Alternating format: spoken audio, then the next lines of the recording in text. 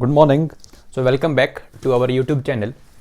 Today we are again going to do some of the questions on inverse trigonometric functions. Okay. So I think आप सबको graph तो आते होंगे, ठीक है, क्योंकि इनइक्वालिटी के अंदर ग्राफ्स का बहुत बड़ा रोल है. देखते हैं. सबसे पहला क्वेश्चन है tan inverse x greater than 1. तो बताओ x क्या होगा. सारे क्वेश्चन वही है, x की वैल्यू बतानी है. क्या बतानी है हमें? x की वैल्यूज बतानी है. तो tan इनवर्स x की वैल्यू 1 से बड़ी.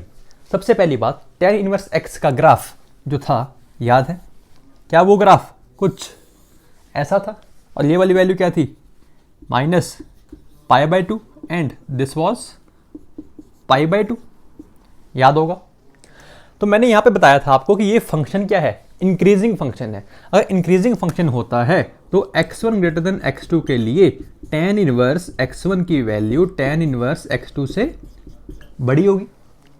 यही होता था. ठीक है. क्वेश्चन है tan inverse x greater than 1. यही है.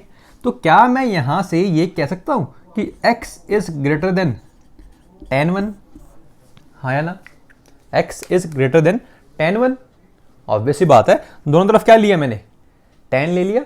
तो tan of tan inverse x ही हो जाएगा और 1 का क्या बन जाएगा? tan 1 बन जाएगा. क्लियर है? या फिर ऐसा नहीं समझ आता तो अगर मैं आपके सामने tan इनवर्स x की वैल्यू 1 रख दूं तो क्या f(x) को tan 1 ही तो कहोगे? बीच में इनइक्वालिटी आ चुकी है बस. कौन सी? ग्रेटर देन वाली. तो इनइक्वालिटी का साइन चेंज नहीं होता. किसके लिए? इंक्रीजिंग फंक्शन के लिए. क्लियर है? So this is the answer that x should be greater than tan 1. अगर मैं ग्राफ में प्लॉट करूं इस चीज को तो tan इनवर्स x की वैल्यू 1 कहां पे होगी? tan इनवर्स x की वैल्यू 1 मान लो कहीं ना कहीं पे एंगल होगा यहां पे, जो tan 1 के कॉरस्पॉन्डिंग tan 1 पुट करूंगा तो वैल्यू क्या आएगी इसकी?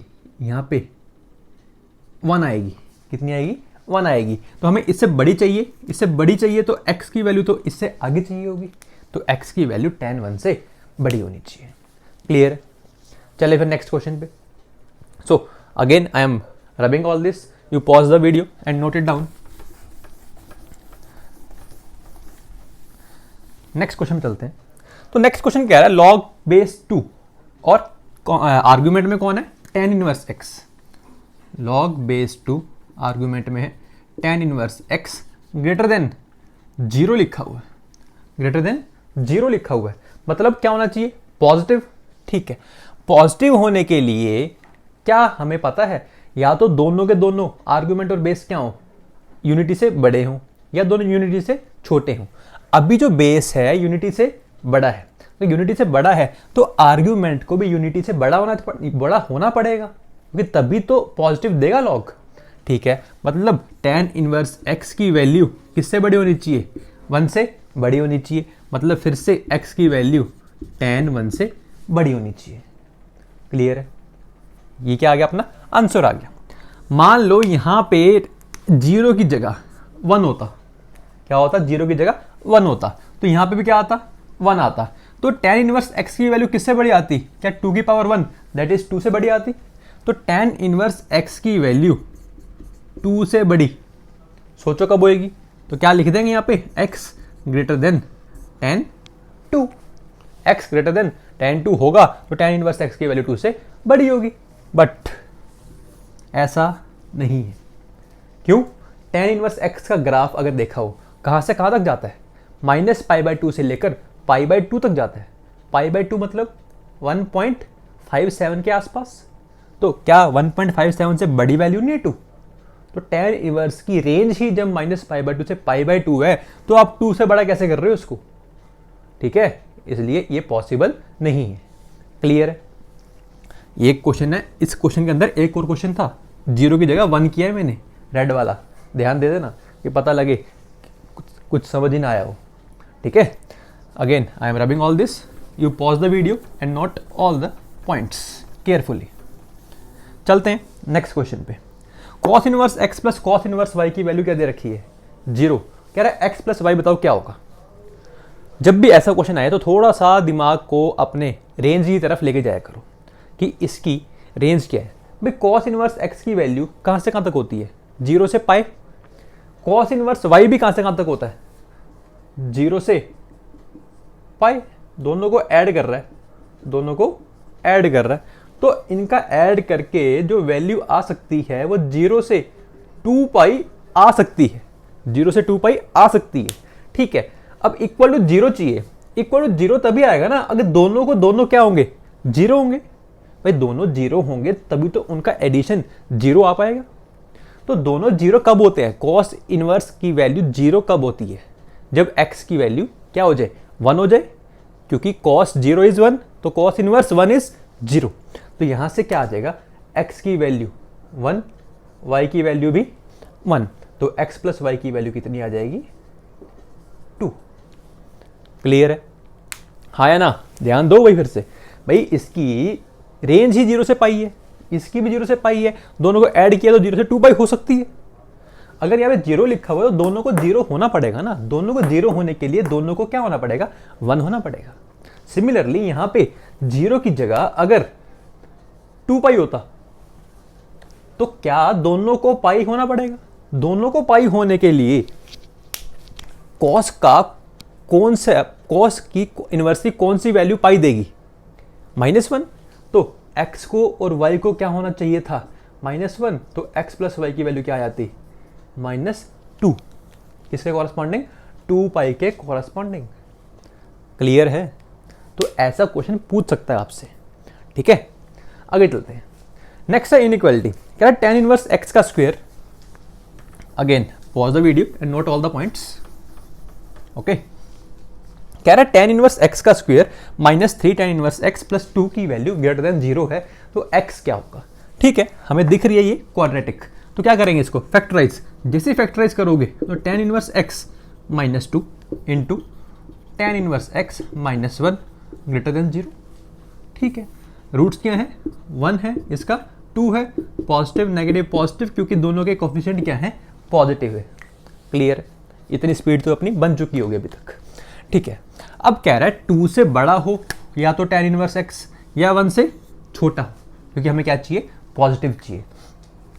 2 से बड़ा पॉसिबल नहीं है, 2 से बड़ा पॉसिबल नहीं है, मतलब tan इनवर्स x की वैल्यू 2 से बड़ी तो हो ही नहीं सकती, क्योंकि अभी थोड़ी देर पहले देखा था, क्योंकि tan इनवर्स x की रेंज ही क्या है, -π/2 से π/2।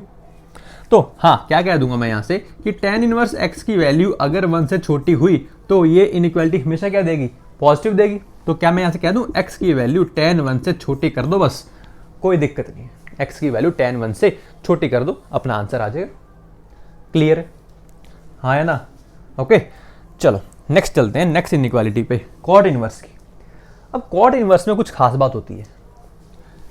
Cot inverse x function increasing होता है या डिक्रीजिंग होता है, cot inverse x function increasing होता है या डिक्रीजिंग होता है।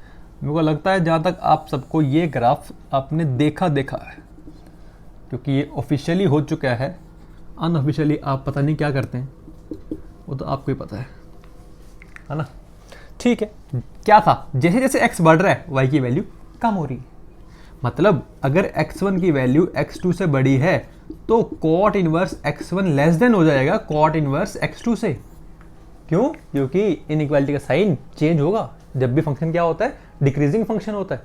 चलो यहाँ चलते हैं, इसकी अगर मैं फैक्टराइजेशन करूं तो क्या ये cot inverse x -3 into cot inverse x -2 greater than 0, यही आएगा। दोनों के रूट्स प्लॉट कर देते हैं, 2 और 3, पॉजिटिव नेगेटिव पॉजिटिव। हमें क्या चाहिए, या तो हमें ये चाहिए या हमें ये चाहिए। ठीक है, ये वाली वैल्यू क्या है, पाई है, पाई मतलब 3.14। तो क्या 3 से बड़ी हो सकती है, हो सकती है। कहाँ तक जा सकती है, 3.14 तक। ठीक है, कोई दिक्कत नहीं, मतलब x की value cot inverse, sorry x की नहीं, यहाँ पे x नहीं है, किसके कॉरस्पॉन्डिंग बात कर रहे हैं हम, कॉट इनवर्स x की। तो कॉट इनवर्स x की वैल्यू 3 से बड़ी, इसका मतलब क्या है कि x की वैल्यू कॉट 3 से छोटी, क्योंकि इनइक्वालिटी क्या हो जाएगी, चेंज हो जाएगी। ठीक है, कॉट इनवर्स x की वैल्यू 2 से छोटी, भाई कॉट इनवर्स x की वैल्यू 2 से छोटी, तो कह सकता हूँ x की value greater than cot 2, x की वैल्यू ग्रेटर देन कॉट 2, हाँ या ना। क्लियर है, तो आंसर क्या आएगा, फाइनल आंसर क्या आएगा, so final answer will be क्या, ये कॉट 2 से बड़ा कॉट 3 से छोटा। तो यहाँ पहले प्लॉट करता हूँ मैं, प्लॉट कि कॉट इनवर्स एक्स की वैल्यू 3 कहाँ पे होगी। ये वाली पॉइंट क्या होता है, ये पॉइंट π/2 दैट इज 1.57। तो 3 कहीं ना कहीं यहाँ पे आया होगा, 3 कहीं ना कहीं यहाँ पे आया होगा, और वो कौन से एक्स पे आया होगा, कॉट 3 पे आया होगा। सिमिलरली जो 2 आया होगा, 2 कहीं ना कहीं पे यहाँ पे आया होगा, और किसके कॉरस्पॉन्डिंग आया होगा, कॉट 2 के कॉरस्पॉन्डिंग आया होगा। ये कह रहा है कॉट 2 से बड़ा, ये कह रहा है कॉट 3 से छोटा, तो अपना आंसर क्या आ जाएगा, माइनस इन्फानाइट से कॉट 3, दोनों पे ओपन, यूनियन कॉट 2 से इन्फानाइट। से इट केयरफुली, देख लो यहाँ पे कोई डाउट है तो भी पूछ सकते हो भी, हाँ या ना, क्लियर है। चलें फिर आगे, चलें फिर, क्लियर है, ठीक है। चलो next question, that is the last question, sorry here 6th question.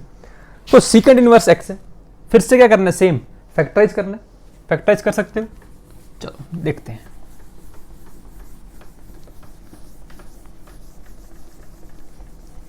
फिर से कह रहा हूं, डाउट नहीं रखना, कोई भी डाउट आता है व्हाट्सएप पे मैसेज कर देना या comment in the comment box, okay.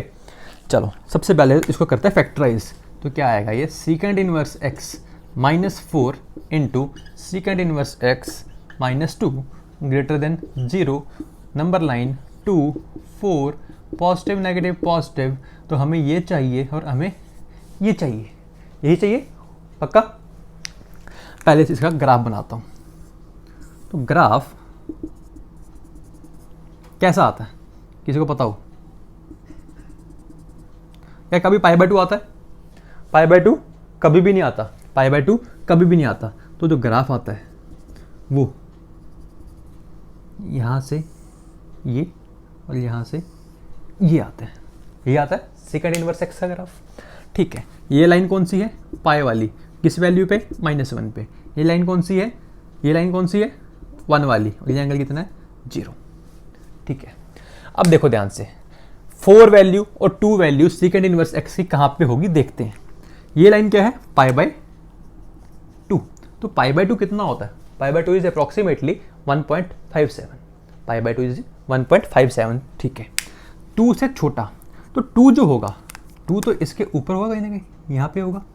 4 क्या 4 होगा कभी, भाई इसकी वैल्यू ही पाई तक जाती है, पाई क्या है 3.14, तो 4 वाला रीजन तो हमारे लिए आंसर ही नहीं आएगा, ठीक है। तो 2 से छोटी, 2 से छोटी मतलब ये वाली वैल्यू से छोटा चाहिए, तो इससे नीचे आना है, बट यहाँ से तो ये ऊपर जा रहा है, तो इससे नीचे आने के लिए इसके वैल्यू के कॉरस्पॉन्डिंग क्या आएगा, एक्स, क्या एक्स की वैल्यू सीकेंड 2 आएगी।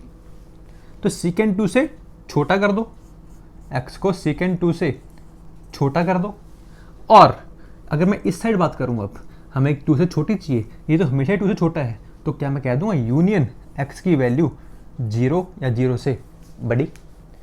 चेक करो दोबारा से, ग्राफ चेक करो, कोई ग्राफ में डाउट, कोई ग्राफ में डाउट, क्लियर है।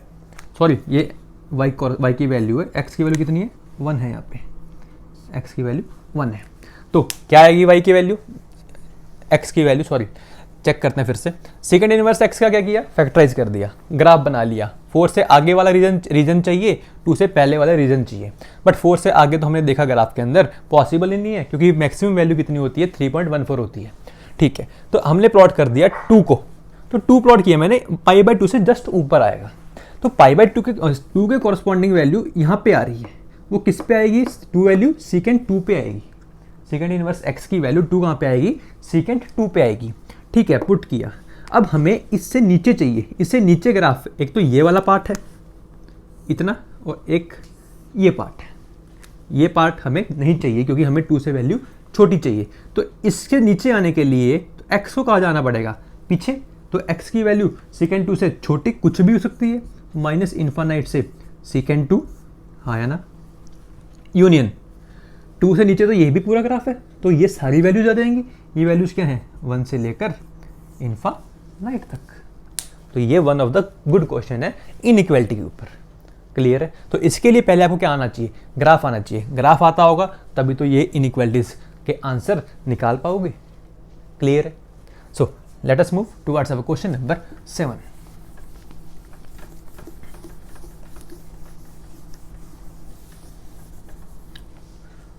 क्वेश्चन नंबर 7 कह रहा है रेंज बताओ इसकी cos inverse x plus greatest integer of minus x. तो क्या करें, बताएगा कोई? तो इट इज चैलेंज क्वेश्चन। कौन सा क्वेश्चन है? चैलेंज क्वेश्चन है। I will give you the answer in the next lecture because I want you to solve this on your own. Okay, next बात करते हैं क्वेश्चन नंबर 8 की। भाई question number 8 में सबके लॉग का बेस क्या है? 10। तो सारे आर्ग्यूमेंट्स क्या हो जाएंगे आपस में? मल्टीप्लाई। बट जो ये हाफ है इस हाफ को ऊपर भेज दो। जैसे ये हाफ ऊपर जाएगा तो क्या ले लेगा? ये रूट ले लेगा।